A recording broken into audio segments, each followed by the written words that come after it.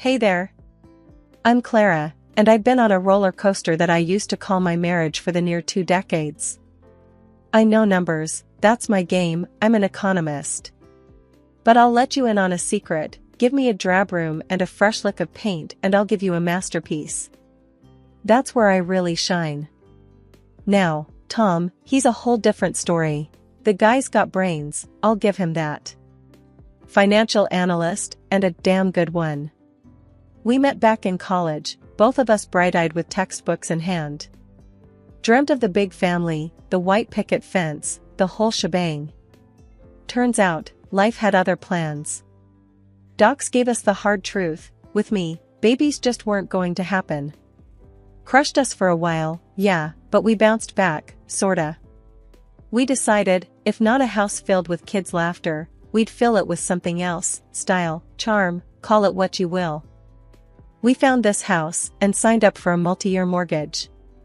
A beast of a place, years upon years on its bones, creaking like an old ship. Most would have walked away, but not us, we saw what it could be. I remember walking through the door the first time, the smell of dust and forgotten times in the air. Tom was right alongside me, and he was talking big plans, like he did. You see this, Clara? This place is ours. A bit of elbow grease, and we'll make it into something. I laughed, shaking my head at his excitement. Elbow grease? Tom, this place will take more than that. But we'll do it. Room by room. The first couple of years were rough. Juggling jobs and paintbrushes, learning how to fix a pipe without flooding the kitchen. But every evening, we sat amid the chaos of renovation, beers in hand, and it felt like we were invincible. One night, in the middle of an argument about what color the living room should be, he wanted blue, I wanted green, he threw his hands up and cussed. Damn it, Clara, pick whichever. It's just a color. I shot back, just a color? Tom, this is important. It sets the whole mood of the house. I was half mad, half laughing, because who gets into a tiff over paint? The green one, by the way. He said it made my eyes look brighter, and that was that. Every choice, every little victory was ours. Then the house started taking shape, and I got a taste for it, really got a taste for it. The neighbors, friends, they couldn't stop yapping about how I turned the old wreck into something out of a magazine. Each room was a new project, a challenge that I chewed on until it was just right. The transformation wasn't just the house, it was me too. Here I was, sleeves rolled up, covered in paint splatters, fiercer than I ever felt pushing papers at my old economics gig.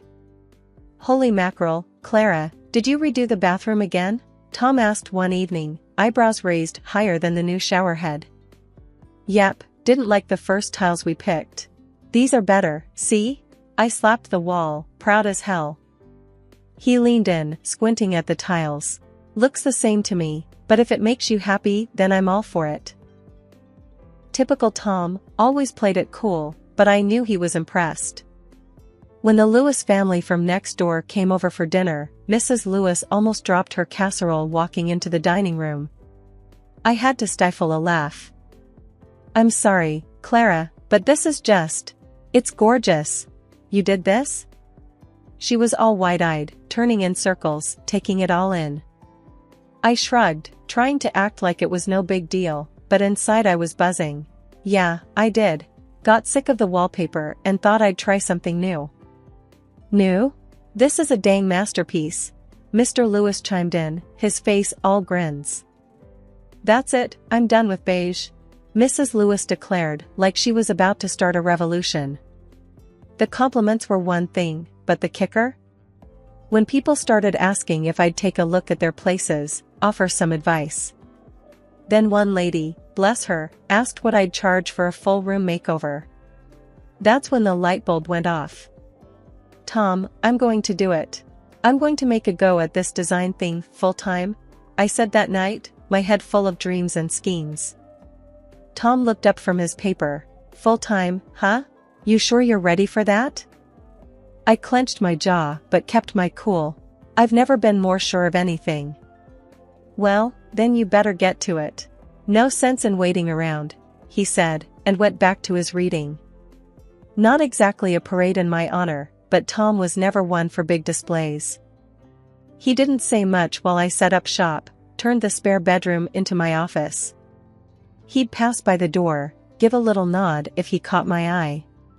Transformed the tangled mess of our yard into a garden people stopped to admire.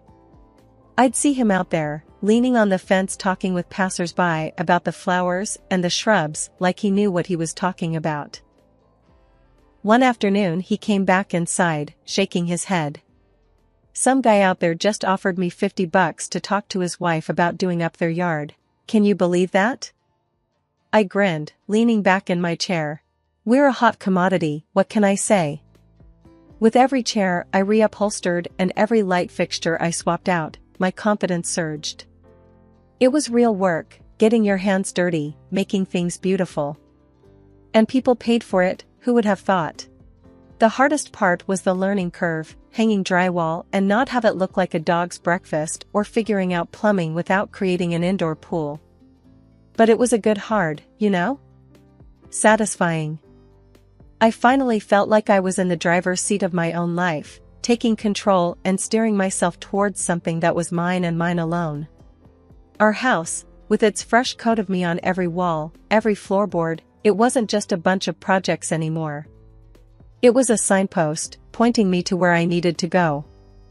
Things were getting busier by the day, my phone was constantly buzzing with new clients, and my schedule was a jigsaw puzzle I was somehow supposed to piece together. Tom had been supportive of my work, but something had shifted lately. As my plate piled up, his seemed to empty, chores and all. "Mornin'," I greeted Tom, as I trudged into the kitchen, stepping over a pile of his work shirts. He grunted back, eyes glued to his laptop. At least he used to help with breakfast. "The basket's overflowing, Tom. Your turn, yeah?" I hinted, nudging the basket with my foot so it spilled onto the floor, hoping he'd take the hint. He sighed, not looking up. "Why? You're home all day." I stopped in my tracks. "Say what now?" "Look, you're always here," Tom continued, a little more carefully now, like he sensed the storm brewing. "Makes sense for you to handle the house stuff." "Handle the house stuff?" I repeated, my voice edged with disbelief. "I'm running a business, not sitting around here twiddling my thumbs." Tom's gaze finally broke from his screen. "Yeah, but I have to get to the office." I was about to argue, but the phone rang. Saved by the bell, or cursed, given it was another job to add to the pile. As the days rolled on, the pattern held. Tom's leave-behinds, coffee cups in the living room, newspapers scattered on the dining table, and those darn socks everywhere. You'd think he was trying to mark his territory. "Come on, Tom, this isn't the you I know," I said one Saturday morning, dishes clanking as I loaded the dishwasher with last night's remnants. "You used to care about this stuff.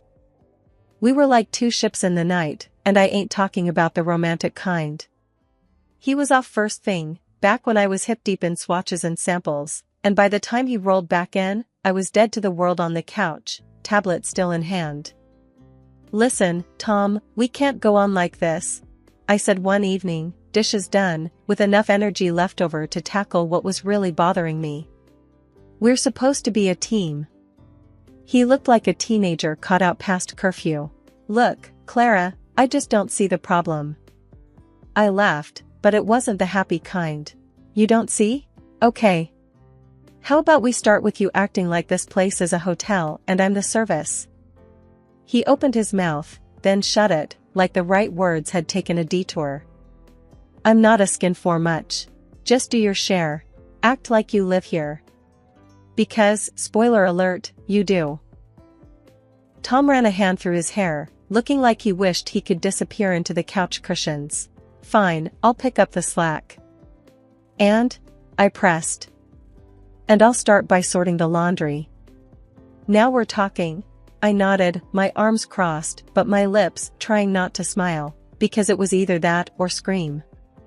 It was a small victory, but I take M where I can get M. It was a reminder that for all the work, all the late nights and color palettes and textures and fittings, If your foundation is shaky, the whole house feels it. And I wasn't just talking about the renovations. I started noticing Tom was glued to his phone more these days. Eyes almost stuck to the screen. And then there was that haircut, the kind young folks are wearing, shaved on the sides and longer on top. When I asked him about it, he just shrugged it off, saying something about wanting a change. To me, it screamed midlife crisis loud and clear. It was finally the day we'd been plowing towards for what felt like forever. The mortgage was paid off. That was supposed to be our light at the end of the tunnel, our big reason to celebrate. So, on my way back from work, I dropped by the liquor store and picked up a bottle of the good stuff, the type that would make your wallet weep. I also got fancy cheeses, the sort with names too difficult to pronounce, and those artisan crackers that Tom liked. I was all set to surprise him. Walking into the house, everything was too quiet. Usually, Tom would be home by now, dinner on the go or some music playing. Not today. The place was dead silent. I called out for him, my voice disappearing into the silence. "Tom, you here?" "Nothing." I wasn't too worried at first. He could have stepped out for something, I thought. Maybe he went to get flowers, to add to the celebration, I hoped. I made my way to the living room and started getting the place ready for when he'd return. It was going to be a good night. We'd earned it. The expensive red would breathe a little, I'd get the snacks looking nice on plates, and we'd cheers to no more damn bank payments. But then I saw them, papers neatly stacked on the coffee table. Not thinking much of it, I reached over and that's when my heart took the first hit. Divorce papers with Tom's name already scribbled at the bottom in his unmistakable handwriting. For a good few minutes, all I could do was stand there. It felt like one of those prank shows where the joke's gone too far. But this was no joke. The realization sank its claws into me, and I could feel my hands shaking, my face hot. Damn it, Tom, what the hell is this? But I was talking to an empty house. I chucked the bottle of wine onto the couch, who cares if it stains, and sat down hard at the coffee table. This wasn't something you slip into conversation, this was a bang, it's over, out of nowhere slap in the face. I tried calling him. It just rang and rang before his voicemail casually invited me to leave a message. So I sat there for hours, waiting for him to walk through the door. I kept picking up my phone, checking if there were any missed calls, any texts. Nothing. It was like he'd vanished into thin air. The snacks lay forgotten and the bottle of red sat there, the unopened symbol of what was supposed to be our celebration. I remember when we bought this house. We thought this was it, we were set. But now there were just divorce papers and silence. And with every minute he didn't show up, didn't call, it was becoming crystal clear that he wanted out. But he couldn't even tell me to my face. Couldn't even give me a crappy excuse. Tom didn't come, and he didn't call. And I was left alone with a bunch of papers I never wanted, telling a story I didn't sign up for. When Tom walked in the next day, he wasn't alone. There she was, some young girl, looking at me like I'm yesterday's news. But this house, our house, she was eyeing it like it was hers already. "Oh, I wouldn't change a thing," she said as she flounced from room to room. "Except maybe the paint in the living room, brighten things up a bit. Don't you think it's a bit stuffy in here?" Her words, like she's marking her territory. Tom followed her like a lost puppy, then turned to me, "Brazen as you like. We will live here, Clara. In this house. With my new wife." I felt the anger boiling up inside, but I caught a look in his eyes, or maybe it was hers, and just like that, an idea sparked in my head. "Is that so?" I finally said, schooled my features into something calm, too calm. She pranced back in, still taking it all in, claiming it with her greedy little eyes. "Yes," she purred, "it'll do just fine." And then she looks at me like I'm some sort of bug under her shoe. But I'm not. I am the bug that knows where the dirt's hidden, knows exactly what to do when the time's right. I watched them, like a hawk eyeing its prey. Tom, he's talking numbers and moving dates, but I ain't listening. I'm plotting, thinking of every little way I could turn this back on them. Finally, I just smiled at them both. It wasn't a happy smile, but that's not what this was about. This was about wait and see, about holding your cards close to your chest. So I nodded. All right then. Tom paused, probably expected me to yell or throw something. But no, I'm playing this smarter. All right, he echoed, confused, searching my face for the catch. Yeah, all right. You two lovebirds deserve each other. The girl beamed, clueless, thinking she's got it made. And Tom, he had this look, like maybe he's dodged a bullet. But really, he's just fired the starting gun.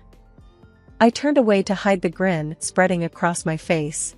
They think they've won, got it all figured out. But little do they know, I've got plans of my own. The game's just begun, and I'm about to make my move. I sat across from Tom at the kitchen table, a bunch of papers spread out between us. Let's make this quick, I said, tapping my fingers on the tabletop. I want my $200,000, what I put into the mortgage. I'm taking my stuff, and that's that. He was half listening, his eyes drifting to where his girlfriend was hanging around like an eager puppy waiting for a treat. Yeah, sounds fair, he mumbled, not taking his gaze off her. A smile, cruel and all mine, lifted the corners of my mouth. And by my stuff, I mean everything I bought. All of it. Sure, whatever. He was nodding along, not really caring or not realizing. Probably both. Tom's attention was all for the young thing, who was now stroking the back of the leather couch, one that I bought on a whim 3 years back because it looked classy and comfortable. We went down the inventory I'd prepared, point by point, and not once did he argue. Not when I claimed the flat-screen TV, not when I tallied up the kitchen gadgets, the high-end mixer, the chef's knives, the espresso machine that took me ages to pick out. With a distracted wave of his hand, he signed where I pointed on each paper. Signed our years away with less thought than he gave his fantasy football league.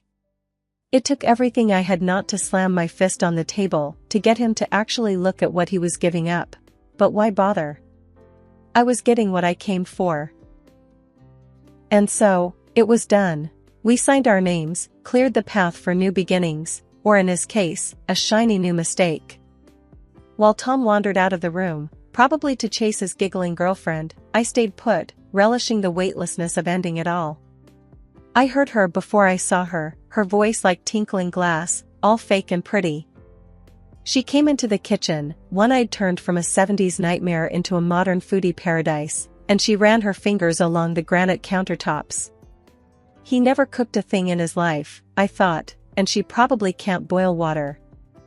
You're old, but you have good taste, she said to me, a backhanded compliment wrapped in a sweet tone that didn't reach her eyes. I looked her up and down, my gaze pointed. Honey, good taste doesn't have an expiration date. But let's see how long your novelty lasts around here. And with that, I grabbed the box filled with photo albums, my favorite coffee mug, and a collection of fridge magnets from every state I'd visited and walked out without a backward glance. I didn't need to look back to know she was still standing there, probably puzzled by my refusal to fight. Good taste indeed. Let her find out, like I did, that marble and leather mean nothing without someone real to share it with. I had my memories, my dignity, and soon enough, a bank account that would turn that house into a distant memory. Moving day had all the drama of a bad TV show. Tom just stood there, mouth hanging open, as the movers made trip after trip out the door. Couch, gone. The fancy heaters I'd haggled for, gone. And yeah, when I said everything, I meant the kitchen sink too. That was a masterpiece of stainless steel, and it was mine when I walked in. It was mine walking out. His girl, what's her face, she lost it. Standing there in designer heels on the hardwood floor I picked out. This wasn't the deal, she hollered like she was calling the shots now. I leaned against the doorframe, every piece of paper with Tom's signature a shield. Deal was I take what's mine. That's it. Tom finally found his voice, a little wobbly but there. Clara, let's talk about this. There's gotta be. I cut him off with a wave of my hand. Talk? You signed, Tom. As clear as day. Everything I bought, I take. He ran a hand through his hair, the way he did when he realized he was in over his head. But the sink, Clara? Come on. I didn't budge. You should have read the list. Not my problem, you were too busy with her. I nodded towards his plaything, who was now scowling like a kid who'd been told Christmas was cancelled.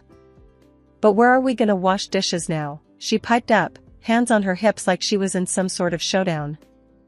I couldn't help it, I laughed. Guess you'll figure it out, won't you? Tom paced now, a caged animal sort of look about him. Clara, we can't just. We need some of this stuff. How about the heaters? It's winter. I glanced at the wall where the heater used to be. Close work. Or hey, maybe you two can snuggle up for warmth. Clara. His voice cracked. Typical. Always loud when he was losing. We had an agreement, Tom. You agreed to 200 grand and for me to take my things. Well, I'm taking my things. That's fairness. That's getting what I'm owed. He went quiet, that defeated slump setting into his shoulders. His girl, she still didn't get it, feet stuck to the ground, her face twisted. This is total crap. I shrugged on my coat, the one I used to leave hanging on the hook, by the door. Your problems aren't my problems anymore, sweetie. I put on my sunglasses, grabbed my purse, and stepped out into the cold. The movers had the last few boxes ready to go, and I gave them the nod. Time to move on. Behind me, the door to the house stood open, letting out all the warmth. A pretty good metaphor, maybe, but I wasn't in the mood for poetry. I was in the mood for starting fresh. As I pulled away, I left them standing in an empty house that was once full of everything but love. Love they'd have to find on their own, without the comforts I'd brought into their lives. A month had flown by since the split, my new life slowly taking shape, when my phone buzzed with a number I knew too well. My ex, sounding all choked and lost, was on the line. I can't do this anymore, he groaned.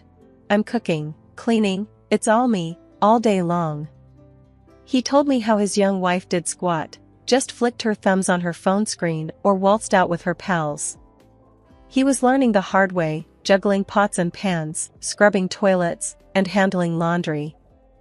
Please, can we try again?